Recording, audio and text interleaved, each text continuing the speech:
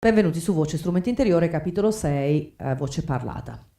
Cominciamo a parlare delle apnee. Tutti noi quando parliamo usiamo anche dei silenzi, perché come nella musica, la musica è fatta di note e pause, così nella voce parlata c'è l'emissione e poi c'è il silenzio, importante quanto l'emissione.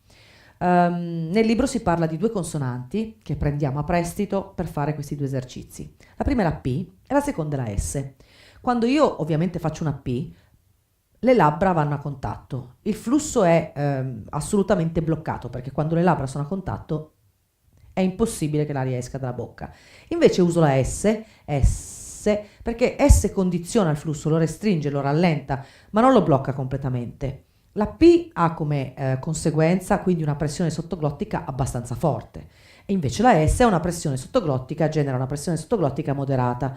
Quindi che differenza ci sarà tra fare il primo esercizio, quello della P, e il secondo esercizio, quello della S? Allora, partiamo con l'esercizio della S. Dobbiamo fare tanti piccoli, lo chiamano l'esercizio del piccolo soffio, quindi proviamo a fare tante S. Sentite cosa accade qua, le percezioni che avete intorno alla gola, intorno al petto quando fate una S. Quindi facciamo tante piccole S e sentite cosa provate.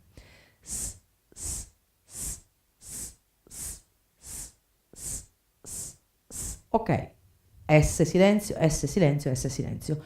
Anche quando voi bloccate tra una S e l'altra, quindi create un'apnea tra una S e l'altra, sentirete che non c'è molto carico di lavoro, non c'è molto fastidio in questa zona o nel torace. Semplicemente vi si ritrarrà la pancia perché state finendo l'aria, però non sentite un carico in questa zona, quindi non sentirete una significativa pressione sottoglottica in questa zona. Provate ora invece con la P. A, E, I, O, U. La P genera una pressione maggiore, quindi la tendenza a irrigidire i muscoli della pancia, che invece devono essere rilassati, è anche una sorta di leggera costrizione qua. Quindi sicuramente se vogliamo fare un'apnea secca e bloccare il flusso repentinamente useremo una P, ma con la conseguenza di generare una forte pressione sottoglottica, al punto in cui se io dopo una P ricomincio l'emissione, quindi la E, che segue l'apnea, sarà con un attacco decisamente forte, quindi A, E, I, le vocali successive all'apnea vengono generate quasi come uno schiocco, quindi il rilascio, l'attacco è molto duro, proprio perché viene innescato dalla pressione sottoglottica abbastanza alta.